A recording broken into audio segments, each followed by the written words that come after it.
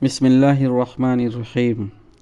سامعین، آداب زندگی کا سلسلہ جو یہ چل رہا ہے، اس کا آج باب 25 کا مطالعہ انشاءاللہ ہم لوگ کریں گے۔ امید ہے اللہ تعالی ہمیں اس سے فائدہ بخشیں گے اور ہم اس سے اپنی دنیا اور آخرت دونوں کی بھلائی حاصل کریں گے۔ اس سے پہلے کہ عنوان آپ کو بتایا جائے اور اس کا مطالعہ شروع کیا جائے، اگر آپ اس چینل پر ابھی پہلی بار آڈیو بک سن رہے ہیں اور ابھی تک آپ نے سبسکرائب نہیں کیا ہے تو لائک بٹن بھی دبائیں، سبسکرائب بھی کریں اور اسے شیئر بھی کریں تاکہ دوسرے لوگ بھی اس سے فائدہ حاصل کر سکیں، اس لیے کہ نیکی کے کام کو پھیلانا یہ خود ایک ثواب کا کام ہے، نیکی کا کام ہے۔ تو آئیے شروع کرتے ہیں۔ آج کا عنوان ہے اولاد کی پرورش کے آداب۔ نمبر 1، اولاد کو خدا کا انعام سمجھیے، ان کی پیدائش پر خوشی منائیے، ایک دوسرے کو مبارکباد دیجیے، خیر و برکت کی دعاؤں کے ساتھ استقبال کیجیے اور خدا کا شکر ادا کیجیے کہ اس نے آپ کو اپنے ایک بندے کی پرورش کی توفیق بخشی اور یہ موقع فراہم فرمایا کہ آپ اپنے پیچھے اپنے دین و دنیا کا جانشین چھوڑ جائیں۔ نمبر 2، اولاد نہ ہو تو خدا سے صالح اولاد کے لیے دعا کیجیے، جس طرح خدا کے برگزیدہ پیغمبر حضرت زکریا علیہ السلام نے صالح اولاد کے لیے دعا فرمائی، رب هب لی من لدنک ذریۃ طیبہ انک سمیع الدعاء۔ میرے رب تو اپنے پاس سے مجھے پاک باز اولاد عطا فرما، بے شک تو دعا کا سننے والا ہے۔ نمبر 3، اولاد کی پیدائش پر کبھی دل تنگ نہ ہو۔ معاشی تنگی یا صحت کی خرابی یا کسی اور وجہ سے اولاد کی پیدائش پر کڑنے یا اس کو اپنے حق میں ایک مصیبت سمجھنے سے سختی کے ساتھ پرہیز کیجیے۔ نمبر 4، اولاد کو کبھی ضائع نہ کیجیے۔ پیدا ہونے سے پہلے یا پیدا ہونے کے بعد اولاد کو ضائع کرنا بدترین سنگ دلی، بھیانک ظلم، انتہائی بزدلی اور دونوں جہان کی تباہی ہے۔ خدا کا ارشاد ہے، وہ لوگ انتہائی گھاٹے میں ہیں جنہوں نے اپنی اولاد کو ناسمجھی میں اپنی حماقت سے موت کے گھاٹ اتار دیا۔ سورہ الانعام آیت نمبر 140۔ اور خدا نے انسانی کوتاہ نظری کا دلنشین جواب دیتے ہوئے صاف صاف ممانعت فرمائی ہے کہ اپنی اولاد کو قتل نہ کرو۔ سورہ بنی اسرائیل آیت نمبر 31 میں فرماتے ہیں، اور اپنی اولاد کو فقر و فاقہ کے خوف سے قتل نہ کرو، ہم ان کو بھی رزق دیں گے اور ہم ہی تمہیں بھی رزق دے رہے ہیں۔ حقیقت یہ ہے کہ اولاد کا قتل کرنا بہت بڑا گناہ ہے۔ ایک بار ایک صحابی نے دریافت کیا، یا رسول اللہ صلی اللہ علیہ وسلم، سب سے بڑا گناہ کیا ہے؟ فرمایا شرک۔ پوچھا اس کے بعد؟ فرمایا والدین کی نافرمانی۔ پھر پوچھا اس کے بعد؟ فرمایا تم اپنی اولاد کو اس ڈر سے مار ڈالو کہ وہ تمہارے ساتھ کھائے گی۔ نمبر 5، ولادت کے وقت ولادت والی عورت کے پاس آیت الکرسی اور سورہ اعراف کی نیچے لکھی ہوئی 2 آیتوں کی تلاوت کیجیے اور سورہ الفلق اور سورہ الناس پڑھ کر دم کیجیے۔ یہ سورہ البقرہ کی آیت نمبر 255 ہے۔ سورہ اعراف کی 2 آیتیں، سورہ اعراف کی وہ 2 آیتیں آیت نمبر 54 اور 55 ہیں۔ نمبر 6، ولادت کے بعد نہلا دھلا کر دائیں کان میں اذان اور بائیں کان میں اقامت کہیے۔ جب حضرت حسین رضی اللہ عنہ کی ولادت ہوئی تو نبی صلی اللہ علیہ وسلم نے ان کے کان میں اذان و اقامت فرمائی، اور نبی صلی اللہ علیہ وسلم نے یہ بھی فرمایا کہ جس کے یہاں بچے کی ولادت ہو اور وہ اس بچے کی دائیں کان میں اذان اور بائیں کان میں اقامت کہے تو بچہ ام الصبیان، یہ مرگی جو بچوں کو فاسد ہوا لگنے سے ہو جاتی ہے اور بچے اس مرض میں بے ہوش ہو جاتے ہیں، اس کی تکلیف سے محفوظ رہے گا۔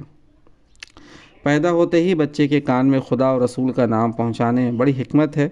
علامہ ابن قیم اپنی کتاب تحفۃ الودود میں فرماتے ہیں، اس کا مطلب یہ ہے کہ انسان کے کان میں سب سے پہلے اللہ تعالیٰ کی عظمت اور کبریائی کی آواز پہنچے، اور جس شہادت کو وہ شعوری طور پر ادا کرنے کے بعد داخل اسلام ہوگا، اس کی تلقین پیدائش کے دن ہی سے کی جائے۔ جس طرح مرنے کے وقت اس کو کلمہ توحید کی تلقین کی جاتی ہے، اذان اور اقامت کا دوسرا فائدہ یہ بھی ہے کہ شیطان جو گھات میں بیٹھا ہوتا ہے اور چاہتا ہے کہ پیدا ہوتے ہی انسان کو آزمائش میں مبتلا کرے، اذان سنتے ہی بھاگ جاتا ہے اور شیطان کی دعوت سے پہلے بچے کو اسلام اور عبادت الہی کی دعوت دے دی جاتی ہے۔ نمبر 7، اذان و اقامت کے بعد کسی نیک مرد یا عورت سے کھجور چپوا کر بچے کے تالو میں لگوائیے اور بچے کے لیے خیر و برکت کی دعا کرائیے۔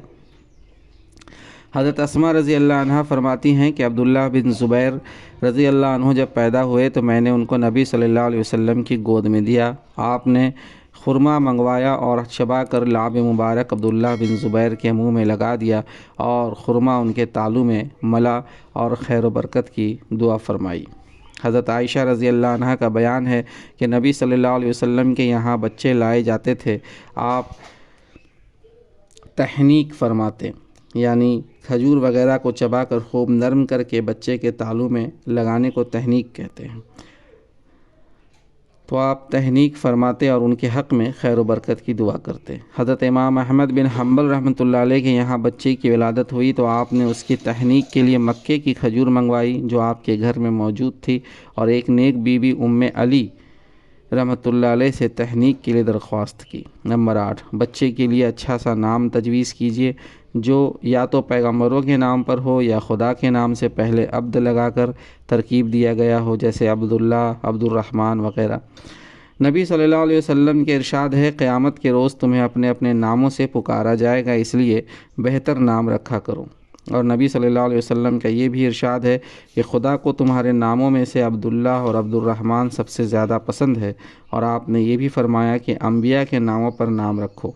اور بخاری میں ہے کہ آپ صلی اللہ علیہ وسلم نے فرمایا، میرے نام پر نام رکھو، میری کنیت پر مت رکھو۔ نمبر 9، اگر کبھی لا علمی میں غلط نام رکھ دیا ہو تو اس کو بدل کر اچھا نام رکھ دیجیے۔ نبی صلی اللہ علیہ وسلم غلط نام کو بدل دیا کرتے تھے۔ حضرت عمر کی ایک صاحبزادی کا نام آسیہ تھا، آپ نے بدل کر جمیلہ رکھ دیا۔ حضرت زینب ابو سلمہ رضی اللہ عنہ کی بیٹی ہیں، ان کا نام برہ تھا، برہ کے معنی ہیں پاک باز۔ نبی صلی اللہ علیہ وسلم نے یہ سنا تو فرمایا، خود ہی اپنی پاک بازی کا دم بھرتی ہو۔ لوگوں نے کہا، پھر کیا نام رکھے؟ آپ نے فرمایا، زینب نام رکھو۔ نمبر 10، 7ویں دن عقیقہ کیجیے۔ لڑکے کی طرف سے 2 بکرے اور لڑکی کی طرف سے 1 بکرا کیجیے، لیکن لڑکے کی طرف سے 2 بکرے کرنا ضروری نہیں ہے، 1 بکرا بھی کر سکتے ہیں۔ اور بچے کے بال منڈوا کر اس کے برابر سونا یا چاندی خیرات کیجیے۔ نبی صلی اللہ علیہ وسلم کے ارشاد ہے، 7ویں روز بچے کا نام تجویز کیا جائے اور اس کے بال وغیرہ اتروا کر اس کی طرف سے عقیقہ کیا جائے، عقیقہ کیا جائے۔ نمبر 11، 7ویں دن ختنہ بھی کرا دیجیے، لیکن کسی وجہ سے نہ کرائیں تو 7 سال کی عمر کے اندر ضرور کرا دے۔ ختنہ اسلامی شعار ہے۔ نمبر 12، جب بچہ بولنے لگے تو سب سے پہلے اس کو کلمہ لا الہ الا اللہ سکھائیے۔ نبی صلی اللہ علیہ وسلم کے ارشاد ہے، جب تمہاری اولاد بولنے لگے تو اس کو لا الہ الا اللہ سکھا دو، پھر مت پرواہ کرو کہ کب مرے، اور جب دودھ کے دانت گر جائیں تو نماز کا حکم دو۔ اور حدیث میں یہ بھی ہے کہ حضور صلی اللہ علیہ وسلم کے خاندان میں جب کسی بچے کی زبان کھل جاتی تو آپ اس کو سورہ فرقان کی دوسری آیت سکھاتے ہیں، جس میں توحید کی پوری تعلیم کو بڑی خوبی کے ساتھ سمیٹ دیا گیا ہے۔ الذی لہ ملک السماوات والارض ولم یتخذ ولدا ولم یکن لہ شریک فی الملک وخلق کل شیء فقدرہ تقدیرا۔ وہ خدا جو آسمانوں اور زمین کی بادشاہی کا مالک ہے، جس نے کسی کو بیٹا نہیں بنایا، جس کے ساتھ بادشاہی میں کوئی شریک نہیں ہے، جس نے ہر چیز کی تخلیق کی اور پھر اس کی موزوں تقدیر مقرر فرمائی۔ نمبر 13، بچے کو اپنا دودھ بھی پلائیے، ماں پر بچے کا یہ حق ہے۔ قرآن نے اولاد کو ماں کا یہی احسان یاد دلا کر ماں کے ساتھ غیر معمولی حسن سلوک کی تاکید کی ہے۔ ماں کا فرض یہ ہے کہ وہ بچے کو اپنے دودھ کے ایک ایک قطرے کے ساتھ توحید کا درس، رسول کا عشق اور دین کی محبت بھی پلائے، اور اس محبت کو اس کے قلب و روح میں بسانے کی کوشش کرے۔ پرورش کی ذمہ داری بابا پر ڈال کر اپنا بوجھ ہلکا نہ کیجیے، بلکہ اس خوشگوار دینی فریضے کو انجام دے کر روحانی سکون اور سرور محسوس کیجیے۔ نمبر 14، بچوں کو ڈرانے سے پرہیز کیجیے۔ ابتدائی عمر کا یہ ڈر ساری عمر ذہن و دماغ پر چھایا رہتا ہے اور ایسے بچے بالعموم زندگی میں کوئی بڑا کارنامہ انجام دینے کے لائق نہیں رہتے۔ نمبر 15، اولاد کو بات بات پر ڈانٹنے، جھڑکنے اور برا بھلا کہنے سے سختی کے ساتھ پرہیز کیجیے اور ان کی کوتاہیوں پر بیزار ہونے اور نفرت کا اظہار کرنے کے بجائے حکمت و سوز کے ساتھ ان کی تربیت کرنے کی محبت آمیز کوشش کیجیے اور اپنے طرز عمل سے بچوں کے ذہن پر یہ خوف بہرحال غالب رکھیے کہ ان کی کوئی خلاف شرع بات آپ ہرگز برداشت نہ کریں گے۔ نمبر 16، اولاد کے ساتھ ہمیشہ شفقت، محبت، نرمی کا برتاؤ کیجیے اور حسب ضرورت و حیثیت ان کی ضروریات پوری کر کے ان کو خوش رکھیے اور اطاعت و فرمانبرداری کی جذبات ابھاریے۔ ایک بار حضرت معاویہ رضی اللہ عنہ نے احنف بن قیس سے پوچھا، کہیے اولاد کے سلسلے میں کیا سلوک ہونا چاہیے؟ احنف بن قیس نے کہا، امیر المومنین، اولاد ہمارے قلوب کا ثمرہ ہے، کمر کی ٹیک ہے، ہماری حیثیت ان کے لیے زمین کی طرح ہے جو نہایت نرم اور بے ضرر ہے، اور ہمارا وجود ان کے لیے سایہ فگن آسمان کی طرح ہے، اور ہم انہی کے ذریعے بڑے بڑے کام انجام دینے کی ہمت کرتے ہیں۔ بس اگر وہ آپ سے کچھ مطالبہ کرے تو ان کو خوب دیجیے، اور اگر کبھی گرفتہ دل ہو تو ان کے دلوں کا غم دور کیجیے۔ نتیجے میں وہ آپ سے محبت کریں گے، آپ کی پدرانہ کوششوں کو پسند کریں گے، اور کبھی ان پر ناقابل برداشت بوجھ نہ بنیے کہ وہ آپ کی زندگی سے اکتا جائیں اور آپ کی موت کے خواہاں ہوں، آپ کے قریب آنے سے نفرت کریں۔ حضرت معاویہ رضی اللہ عنہ یہ حکیمانہ باتیں سن کر بہت متاثر ہوئے اور فرمایا، احنف، خدا کی قسم جس وقت آپ میرے پاس آ کر بیٹھے میں یزید کے خلاف غصے میں بھرا بیٹھا تھا۔ پھر جب حضرت احنف تشریف لے گئے تو حضرت معاویہ کا غصہ ٹھنڈا ہو گیا اور یزید سے راضی ہو گیا، اور اسی وقت یزید کو 200 درہم اور 200 جوڑے بھجوائے۔ یزید کے پاس جب یہ تحفے پہنچے تو یزید نے یہ تحفے 2 برابر حصوں میں تقسیم کر کے 100 درہم اور 100 جوڑے حضرت احنف بن قیس کی خدمت میں بھجوا دیے۔ نمبر 17، چھوٹے بچوں پر شفقت کا ہاتھ پھیریے، بچوں کو گود میں لیجیے، پیار کیجیے اور ان کے ساتھ خوش طبعی کا سلوک کیجیے۔ ہر وقت تندخو اور سخت گیر حاکم نہ بنے رہیے۔ اس طرز عمل سے بچوں کے دل میں والدین کے لیے والہانہ جذبہ محبت بھی پیدا نہیں ہوتا، ان کے اندر خود اعتمادی بھی نہیں پیدا ہوتی اور ان کی فطری نشو و نما پر بھی خوشگوار اثر نہیں پڑتا۔ ایک مرتبہ اقرا بن جالس رضی اللہ عنہ نبی صلی اللہ علیہ وسلم کے پاس آئے۔ حضور صلی اللہ علیہ وسلم اس وقت حضرت حسن کو پیار کر رہے تھے۔ اقرا کو دیکھ کر تعجب ہوا اور بولے، یا رسول اللہ، آپ بھی بچوں کو پیار کرتے ہیں؟ میرے تو 10 بچے ہیں، لیکن میں نے تو کبھی کسی ایک کو بھی پیار نہیں کیا۔ نبی صلی اللہ علیہ وسلم نے اقرا کی طرف نظر اٹھائی اور فرمایا، اگر خدا نے تمہارے دل سے رحمت و شفقت کو نکال دیا ہے تو میں کیا کر سکتا ہوں؟ فاروق اعظم رضی اللہ عنہ کے دور میں حضرت عامر رضی اللہ عنہ کسی اہم عہدے پر تھے۔ ایک بار حضرت عمر رضی اللہ عنہ سے ملنے کے لیے ان کے گھر پہنچے۔ کیا دیکھتے ہیں کہ حضرت عمر لیٹے ہوئے ہیں اور بچے سینے پر چڑھے ہوئے کھیل رہے ہیں۔ حضرت عامر کو یہ بات کچھ گراں گزری۔ امیر المومنین نے پیشانی کے اتار چڑھاؤ سے ان کی ناگواری کو بھانپ لیا اور حضرت عامر سے بولے، کہیے آپ کا اپنے بچوں کے ساتھ کیسا برتاؤ رہتا ہے؟ عامر رضی اللہ عنہ کو موقع مل گیا، بولے، امیر المومنین، جب میں گھر میں داخل ہوتا ہوں تو گھر والوں پر سکتہ طاری ہو جاتا ہے، سب اپنی اپنی جگہ دم سادھ کر چپ ہو جاتے ہیں۔ حضرت عمر نے بڑے سوز کے ساتھ کہا، عامر، آپ امت محمدیہ کے فرزند ہوتے ہوئے یہ نہیں جانتے کہ مسلمان کو اپنے گھر والوں کے ساتھ کس طرح نرمی اور محبت کا سلوک کرنا چاہیے؟ نمبر 18، اولاد کو پاکیزہ تعلیم و تربیت سے آراستہ کرنے کے لیے اپنی کوشش وقف کر دیجیے اور اس راہ میں بڑی سے بڑی قربانی سے بھی دریغ نہ کیجیے۔ یہ آپ کی دینی ذمہ داری بھی ہے، اولاد کے ساتھ عظیم احسان بھی اور اپنی ذات کے ساتھ سب سے بڑی بھلائی بھی۔ قرآن مجید میں ہے، یا ایھا الذین آمنوا قوا انفسکم واہلیکم نارا، سورہ التحریم آیت نمبر 6۔ مومنوں، بچاؤ اپنے آپ کو اور اپنے گھر والوں کو جہنم کی آگ سے، اور جہنم کی آگ سے بچنے کا واحد راستہ یہ ہے کہ آدمی دین کے ضروری علم سے بہرہ مند ہو اور اس کی زندگی خدا اور رسول کی اطاعت و فرمانبرداری میں گزر رہی ہو۔ نبی صلی اللہ علیہ وسلم کے ارشاد ہے، باپ اپنی اولاد کو جو کچھ دے سکتا ہے اس میں سب سے بہتر عطیہ اولاد کی اچھی تعلیم و تربیت ہے۔ اور آپ نے یہ بھی فرمایا کہ جب انسان مر جاتا ہے تو اس کا عمل ختم ہو جاتا ہے، مگر 3 قسم کے اعمال ایسے ہیں کہ ان کا اجر و ثواب مرنے کے بعد بھی ملتا رہتا ہے۔ ایک یہ کہ وہ صدقہ جاریہ کر جائے، دوسرے یہ کہ وہ ایسا علم چھوڑ جائے جس سے لوگ فائدہ اٹھائیں، تیسرے صالح اولاد جو باپ کے لیے دعا کرتی رہے۔ دراصل اولاد ہی آپ کے بعد آپ کی تہذیبی روایات، دینی تعلیمات اور پیغام توحید کو زندہ رکھنے کا ذریعہ ہے، اور مومن نیک اولاد کی آرزوئیں اسی لیے کرتا ہے تاکہ وہ اس کے بعد اس کے پیغام کو زندہ رکھ سکے۔ نمبر 19، بچے جب 7 سال کے ہو جائیں تو ان کو نماز سکھائیے، نماز پڑھنے کی تلقین کیجیے اور اپنے ساتھ مسجد لے جا کر شوق پیدا کیجیے، اور جب وہ 10 سال کے ہو جائیں اور نماز میں کوتاہی کریں تو انہیں مناسب سزا بھی دیجیے اور اپنے قول و عمل سے ان پر واضح کر دیجیے کہ نماز کی کوتاہی کو آپ برداشت نہ کریں گے۔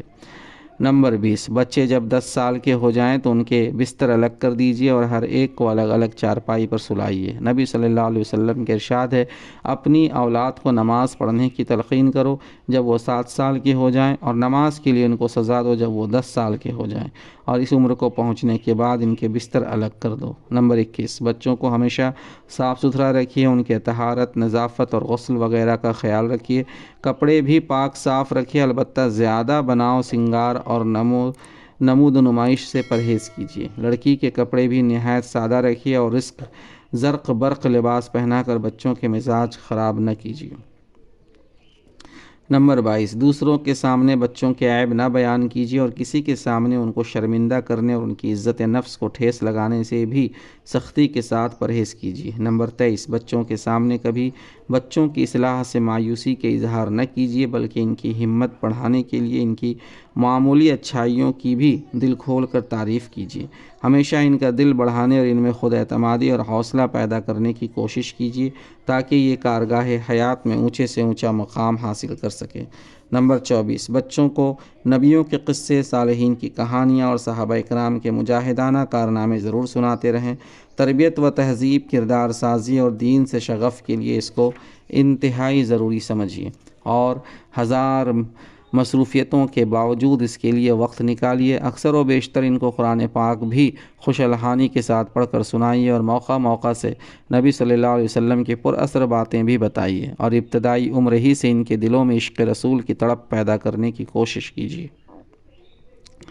نمبر 25، کبھی کبھی بچوں کے ہاتھ سے غریبوں کو کچھ کھانا، پیسے وغیرہ بھی دلوائیے تاکہ ان میں غریبوں کے ساتھ سلوک اور سخاوت و خیرات کا جذبہ پیدا ہو، اور کبھی کبھی یہ موقع بھی فراہم کیجیے کہ کھانے پینے کی چیزیں بہن بھائیوں میں خود ہی تقسیم کریں تاکہ ایک دوسرے کے حقوق کا احساس اور انصاف کی عادت پیدا ہو۔ نمبر 26، بچوں کی ہر جا و بیجا ضد پوری نہ کیجیے، بلکہ حکمت کے ساتھ ان کی یہ عادت چھڑانے کی کوشش کیجیے۔ کبھی کبھی مناسب سختی بھی کیجیے، بیجا لاڑ پیار سے ان کو ضدی اور خودسر نہ بنائیے۔ نمبر 27، کرخت آواز سے بولنے اور گلا پھاڑ کر چیخنے چلانے سے خود بھی پرہیز کیجیے، اور ان کو بھی تاکید کیجیے کہ درمیانی آواز میں نرمی کے ساتھ گفتگو کریں اور آپس میں بھی ایک دوسرے پر چیخنے چلانے سے سختی کے ساتھ بچیں۔ نمبر 28، بچوں کی عادت ڈالیے کہ اپنے کام اپنے ہاتھ سے کرے، ہر کام میں نوکروں کا سہارا نہ لے، اس سے بچے کاہل، سست اور اپاہج بن جاتے ہیں۔ بچوں کو جفاکش، محنتی اور سخت کوش بنائیے۔ نمبر 29، بچوں میں باہم لڑائی ہو جائے تو اپنے بچے کی بیجا حمایت نہ کیجیے۔ یہ خیال رکھیے کہ اپنے بچے کے لیے آپ کے سینے میں جو جذبات ہیں وہی جذبات دوسروں کے سینے میں اپنے بچوں کے لیے ہیں۔ آپ ہمیشہ اپنے بچے کے قصوروں پر نگاہ رکھیے اور ہر پیش آنے والے ناخوشگوار واقعے میں اپنے بچے کی کوتاہی اور غلطی کو کھوج کر حکمت اور مسلسل توجہ سے اس کو دور کرنے کی پرسوز کوشش کیجیے۔ نمبر 30، اولاد کے ساتھ ہمیشہ برابری کا سلوک کیجیے اور اس معاملے میں بے اعتدالی سے بچنے کی پوری کوشش کیجیے۔ اگر تباً کسی ایک بچے کی طرف زیادہ میلان ہو تو معذوری ہے، لیکن سلوک و برتاؤ اور لین دین میں ہمیشہ انصاف اور مساوات کا لحاظ رکھیے، اور کبھی بھی کسی ایک کے ساتھ ایسا امتیازی سلوک نہ کیجیے جس کو دوسرے بچے محسوس کریں۔ اس سے دوسرے بچوں میں احساس کمتری، نفرت، مایوسی اور آخر کار بغاوت پیدا ہوگی، اور یہ برے جذبات فطری صلاحیتوں کے پروان چڑھنے میں زبردست رکاوٹ اور اخلاقی اور روحانی ترقی کے لیے سم قاتل ہے۔ ایک بار حضرت نعمان رضی اللہ عنہ کے والد حضرت بشیر رضی اللہ عنہ اپنے بیٹے کو ساتھ لیے حضور صلی اللہ علیہ وسلم کی خدمت میں حاضر ہوئے اور کہا، یا رسول اللہ، میرے پاس ایک غلام تھا، وہ میں نے اپنے اس لڑکے کو بخش دیا۔ نبی صلی اللہ علیہ وسلم نے پوچھا، کیا تم نے اپنے ہر لڑکے کو ایک ایک غلام بخشا ہے؟ بشیر بولے، نہیں۔ حضور صلی اللہ علیہ وسلم نے فرمایا کہ اس غلام کو تم واپس لے لو، اور فرمایا خدا سے ڈرو اور اپنی اولاد کے ساتھ مساوات اور برابری کا سلوک کرو۔ اب حضرت بشیر گھر واپس آئے اور نعمان سے اپنا دیا ہوا غلام واپس لے لیا۔ ایک روایت میں یہ ہے کہ آپ نے فرمایا تو پھر مجھے گناہ پر گواہ نہ بناؤ، میں ظلم کا گواہ نہ بنوں گا۔ اور ایک روایت میں یہ ہے کہ حضور صلی اللہ علیہ وسلم نے پوچھا کیا تم یہ پسند کرتے ہو کہ سب لڑکے تمہارے ساتھ اچھا سلوک کریں؟ حضرت بشیر نے کہا یا رسول اللہ کیوں نہیں؟ نبی صلی اللہ علیہ وسلم نے فرمایا پھر ایسا کام مت کرو۔ نمبر 31، بچوں کے سامنے ہمیشہ اچھا عملی نمونہ پیش کیجیے۔ آپ کی زندگی بچوں کے لیے ایک ہمہ وقتی خاموش معلم ہے جس سے بچے ہر وقت پڑھتے اور سیکھتے رہتے ہیں۔ بچوں کے سامنے کبھی مذاق میں بھی جھوٹ نہ بولیے۔ حضرت عبداللہ بن عامر اپنا ایک قصہ بیان کرتے ہیں کہ ایک دن حضور صلی اللہ علیہ وسلم ہمارے گھر تشریف رکھتے تھے۔ میری والدہ نے مجھے بلایا اور کہا یہاں آ، میں تجھے چیز دوں گی۔ حضور صلی اللہ علیہ وسلم نے دیکھ لیا، پوچھا تم بچے کو کیا دینا چاہتی ہو؟ والدہ بولی میں اس کو کھجور دینا چاہتی ہوں۔ آپ صلی اللہ علیہ وسلم نے والدہ سے فرمایا اگر تم دینے کا بہانہ کر کے بلاتی اور بچے کے آنے پر کچھ نہ دیتی تو تمہارے اعمال نامہ میں یہ جھوٹ لکھ دیا جاتا۔ نمبر 32، لڑکی کی پیدائش پر بھی اسی طرح خوشی منائیں جس طرح لڑکے کی پیدائش پر مناتے ہیں۔ لڑکی ہو یا لڑکا دونوں ہی خدا کا عطیہ ہے اور خدا ہی بہتر جانتا ہے کہ آپ کے حق میں لڑکی اچھی ہے یا لڑکا۔ لڑکی کی پیدائش پر ناک بھوں چڑھانا اور دل شکستہ ہونا اطاعت شعار مومن کے لیے کسی طرح زیب نہیں دیتا، یہ ناشکری بھی ہے اور خدائے علیم و کریم کی توہین بھی۔ حدیث میں ہے کہ جب کسی کے یہاں لڑکی پیدا ہوتی ہے تو خدا اس کے ہاں فرشتے بھیجتا ہے جو آ کر کہتے ہیں اے گھر والوں تم پر سلامتی ہو۔ وہ لڑکی کو اپنے پروں کے سائے میں لے لیتے ہیں اور اس کے سر پر ہاتھ پھیرتے ہوئے کہتے ہیں یہ ایک کمزور جان ہے جو ایک کمزور جان سے پیدا ہوئی ہے۔ جو اس بچی کی نگرانی اور پرورش کرے گا قیامت تک خدا کی مدد اس کے شامل حال رہے گی۔ نمبر 33، لڑکیوں کی تربیت و پرورش انتہائی خوشدلی، روحانی مسرت اور دینی احساس کے ساتھ کیجیے اور اس کے صلے میں خدا سے بہشت بری کی آرزو کیجیے۔ نبی صلی اللہ علیہ وسلم کے ارشاد ہے جس شخص نے 3 لڑکیوں یا 3 بہنوں کی سرپرستی کی، انہیں تعلیم و تہذیب سکھائی اور ان کے ساتھ رحم کا سلوک کیا یہاں تک کہ خدا ان کو بے نیاز کر دے تو ایسے شخص کے لیے خدا نے جنت واجب فرما دی۔